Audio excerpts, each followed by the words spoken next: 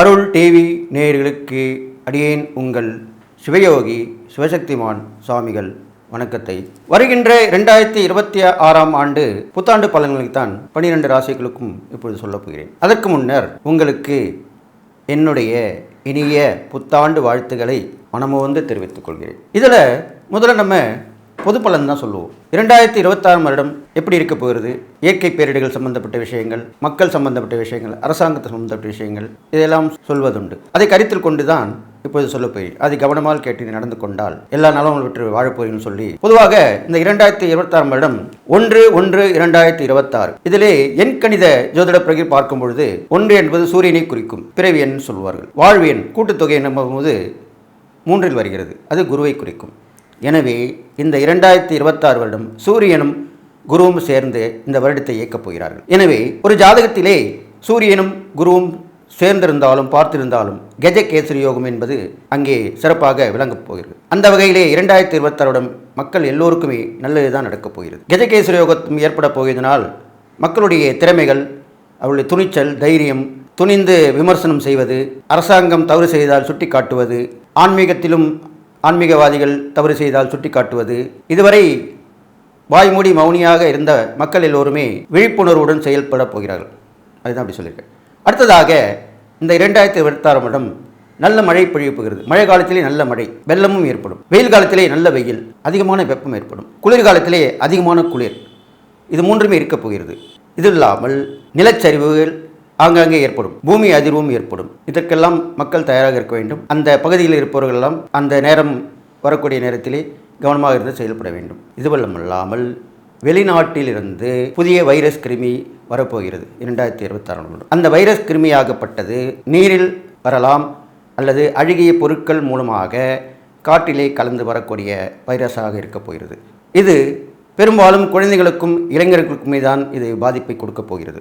அதாகப்பட்டது இவர்களெல்லாம் எச்சரிக்கையாக இருக்க வேண்டும். அதிலே வயது முதிர்ந்தவர்களுக்கும் கொஞ்சம் ஜாக்கிரதையாக இருக்க வேண்டும். அதுக்கேற்ப நடந்து கொள்ள வேண்டும். இதுவும் இல்லாமல் யானைகளுக்கு பீடை ஏற்படும், யானைகளுக்கு பிரச்சனைகள் வரும், இனவெருத்தி குறையும், கடல்வாழ் இனங்களுக்கு பீடை ஏற்பட்டு பிரச்சனை ஏற்படும். இதெல்லாமே நடக்கப் போகிறது. சாலை போக்குவரத்து, ஆகாய போக்குவரத்து, கடல் வழி போக்குவரத்து, ரயில் போக்குவரத்து, இதெல்லாமே விபத்துகள் ஏற்படக்கூடிய அமைப்பு இருக்கிறது. அப்பொழுது பயணிப்பவர்கள் வெகு ஜாக்கிரதையாக இருந்து பயணிக்க வேண்டும். இதுவுமல்லாமல் இந்த வருடம் இயற்கை பேரிடர்கள் பற்றி சொல்லியிருக்கிறேன். ஆன்மீகத்திலே மத போதகர்கள், ஆன்மீகவாதிகள், ஆன்மீக விழிப்புணர்வு கொடுப்பவர்கள், ஆன்மீகத்திலே ஒற்றுமை ஏற்படுத்தக்கூடியவர்கள் எல்லோருமே சிறப்புற விளங்கப் போகிறார்கள். ஆன்மீகம் மேலுக்கு மேல் தழைத்து ஓங்கப் போகிறது. மதம், ஜாதி, இனம், மொழி எல்லோரும் சேர்ந்து ஒற்றுமையாக இருக்கப் போகிறார்கள். இதெல்லாமே நடக்கப் போகிறது. அரசியலிலே பொதுவாகத்தான் நான் சொல்வேன், எதையும் குறிப்பிட்டு இது வரைக்கும் சொல்லதில்லை. அரசியலிலே கண்டிப்பாக மாற்றங்கள் ஏற்படும். அது ஆன்மீகம், கலைத்துறை இது சார்ந்த நிர்வாகத்திற்கு சிறந்து விளங்கக்கூடிய இவருடைய ஆட்சி தான் அமையப் போகிறது. கண்டிப்பாக மாற்றம் இருக்கும். அது மக்களுக்கு ஏற்ற மாற்றமாக தான் இருக்கும். ஏனென்றால் அடுத்த வருடம் பெரும்பாலும் அரசியல் கட்சிகள் இருப்பவருக்கும் அரசியல் கட்சி தலைவர்களுக்குமே குழப்பமான மனநிலை தான் ஏற்படும். யாருடன் யார் சேர்வது என்ற குழப்பமே இருக்கும். கடைசி நேரத்தில் தான் முடிவெடுக்கப்படும். ஏனென்றால் ஆண்டு கிரகங்களான சனி பகவான் மீனத்தில் இருப்பதனாலும், குரு பகவான் மிதுனத்திலும் கடகத்திலும் மீண்டும் சிம்மத்திலும் இந்த மாதிரி மாறி மாறி வரப் போகிறார். அப்போது அடிக்கடி பயிற்சிகளாக போகுது. குருவோட பயிற்சி, ராகுகேது பயிற்சி ஆண்டு முடிவில் தான் வரப்போகுது. அதை பற்றி கவலை இல்லை. இந்த குரு பயிற்சியாலே எல்லோருடையும் குழப்பங்கள் ஏற்படும், தெளிவான சிந்தனை கிடைக்காது. இருந்தாலும் மக்கள் தெளிவாக இருப்பார்கள். அவர்கள் நினைத்தது நடக்கும், கேட்டது கிடைக்கும், நல்ல ஒரு ஆட்சி அமையும் என்று சொல்லி இந்த 2026 வருடம் இதெல்லாம் நடக்கப் போகுது சொல்லி மேசராசி நேயர்களே, உங்களுக்கு உண்டான 2026 வருட புத்தாண்டு பலன் தான் இப்போ சொல்ல போகிறேன். பொதுவாகவே மேசராசிக்காரர்களுக்கு 12 சனி பகவான் இருக்கிறார். 3ஆம் இடமும் 4ஆம் இடத்திலும் குரு இருந்து மாறப்போகிறார். 5ஆம் இடத்திலே கேது. அது இல்லாமல் ராகு இது மாதிரி இருக்கப் போகிறார்கள். 11ஆம் இடத்தில் ராகு. இப்படியாகத்தான் இந்த 2026 ஆண்டு பிறக்கிறது. உங்கள் ராசியாதிபதி செவ்வாய்.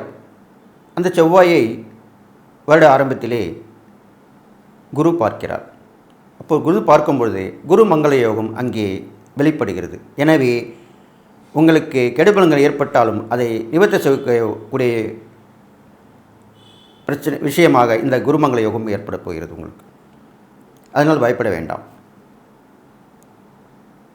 இவ்வாறு இருக்கும் பொழுது மேசராசிக்காரர்களுக்கு நிறைய செலவுகள், நஷ்டங்கள், அடிக்கடி பயணங்கள் இதன் மாதிரிலாம் ஏற்பட போகுது.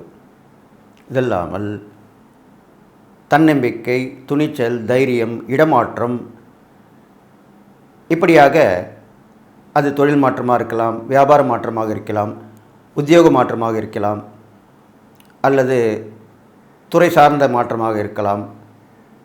ஒரு இடத்துலேருந்து இன்னொருத்தருக்கு மாறி விடுவீர்கள். இது உங்கள் ராசிக்கு உரிய விஷயமாக சொல்லப்படுகிறது. அடுத்ததாக சகோதர வகையிலே நல்ல பலன்கள் ஏற்படும். அடுத்ததாக 4ஆம் இடத்துக்குமே குரு வரப்போகிறார் அடுத்த வருடம்.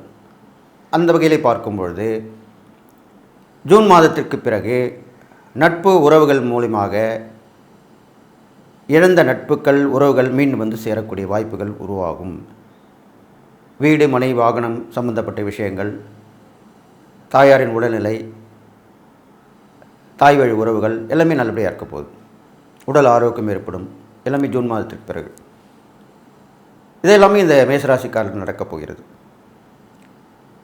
5இல் கேது இருப்பதால் அடிக்கடி புத்தி மாற்றங்கள், தெளிவான சிந்தனை இல்லாமல் என்ன செய்வது, ஏது செய்வது, யாரை கேட்பது, யாரிடம் சென்று சேர்வது என்ற மனநிலையில் தான் இருந்து கொண்டிருப்பீர்கள். எப்படி இருந்தாலுமே முன்னோருடைய ஆசீர்வாதம் கண்டிப்பாக கிடைக்கும்.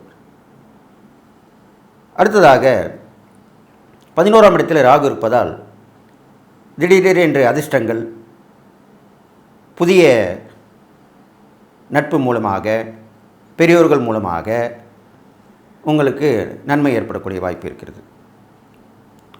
இவ்வாறாக இந்த ஆண்டு பலன்களை சொல்லி வருகிறேன். நீங்கள் செய்யக்கூடிய இறை பரிகாரம் என்று பார்க்கும் பொழுது சனி பகவானுக்கு பிரசித்தி பெற்ற ஸ்தலங்கள் சென்று வரலாம். 11 எல் தீபங்கள் போட்டு சனிக்கிழமையிலே அர்ச்சனை செய்து வழிபட்டு வரலாம். குருவை வணங்கி,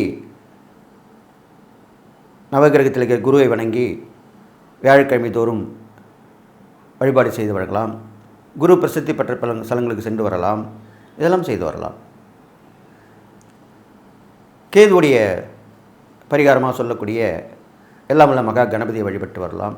செவ்வாய்க்கிழமையிலே காளி அம்மனை வழிபடலாம். இதெல்லாமே கேது பகவானுக்குரிய பரிகாரமாக சொல்லப்படுகிறது. காளி அம்மனை செவ்வாய்க்கிழமையிலே வழிபட்டு வரலாம். அடுத்ததாக ராகு உங்களுக்கு 11 இருப்பதால் பெரிய பரிகாரம் ஒன்றும் தேவையில்லை. இருந்தாலும் துர்க்கை வழிபாடு உங்களுக்கு வெற்றியை கொடுக்கும். ஒரு புதிய தொடக்கம், புதிய முடிவு, புதிய முயற்சி இப்படி செய்யும் பொழுது துர்க்கையை வணங்கிவிட்டு சென்றால் சிறப்பாக இருக்கும். அடுத்ததாக நீங்கள் செய்யக்கூடிய தான தர்மங்கள் என்ற வகையில் பார்க்கும் பொழுது உங்களுக்கு கண்டிப்பாக மாற்றுத்திறனாளிகளுக்கு கண்டிப்பாக நீங்கள் உதவ வேண்டும். கையிழந்தவர்கள், கால் இழந்தவர்கள், காது கேட்காதவர்கள், வாய் பேசாதவர்கள், அல்லது சக்கர வண்டியிலே சென்று வருபவர்கள், இப்படிப்பட்ட மாற்றுத்திறனாளிகளுக்கு அவர்களுக்கு ஏற்ற வகையிலே உதவி வர வேண்டும். உண்ண உணவு, உடுக்க உடை, அவருக்கு தேவையான பொருட்கள் எப்படி வாங்கி கொடுத்து அந்த தானதம் செய்து புண்ணியத்தை பெருக்கிக் கொள்ளலாம். அது இல்லாமல் விபத்துகளில் ஏற்படும் இழப்புகளுக்கு, ஏழையர்களுக்கு ஈடு செய்யலாம். இரத்த தானம் கொடுத்து அதன் மூலியமாக நல்ல ஒரு மாற்றத்தை நீங்கள் ஏற்படுத்தி கொள்ளலாம். இது மாதிரிலாம் செஞ்சுட்டு வரலாம். மேஷராசிக்காரங்களுக்கு எது எப்படி இருந்தாலுமே உங்களுக்கு வருட ஆரம்பத்திலேயே உங்கள் ராசியாதிபதி செவ்வாயை குரு பார்ப்பதால், குருமங்கள யோகம் ஏற்பட்டிருப்பதால் இந்த 2026 வருடம் அனைத்து பிரச்சனைகளுக்குமே உங்களுக்கு தீர்வு கிடைக்கும், வழி பிறக்கும்.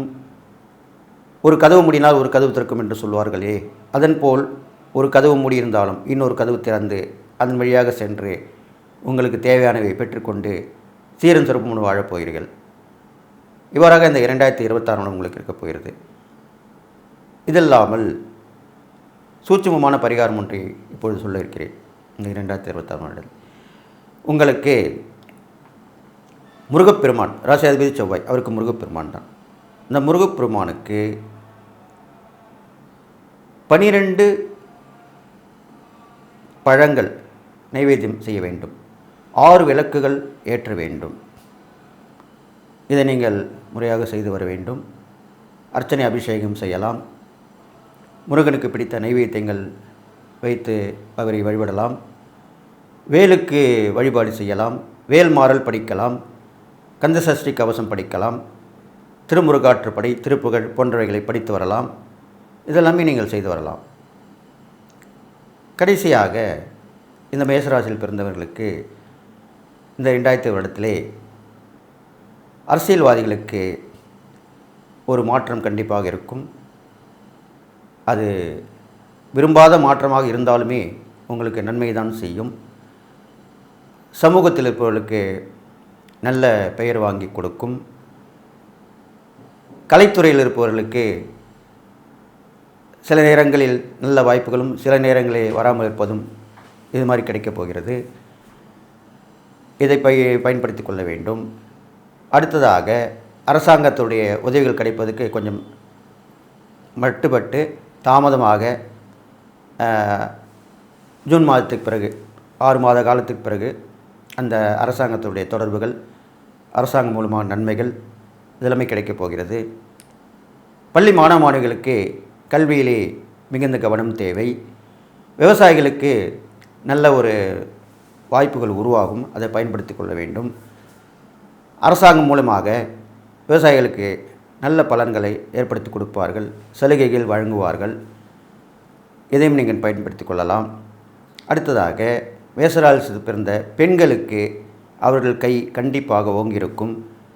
ஆண்களுக்கு தான் சற்று பலன்கள் குறைவாக இருக்கும். பெண்களுக்கு நல்ல பலன்களாக ஏற்பட போகிறது.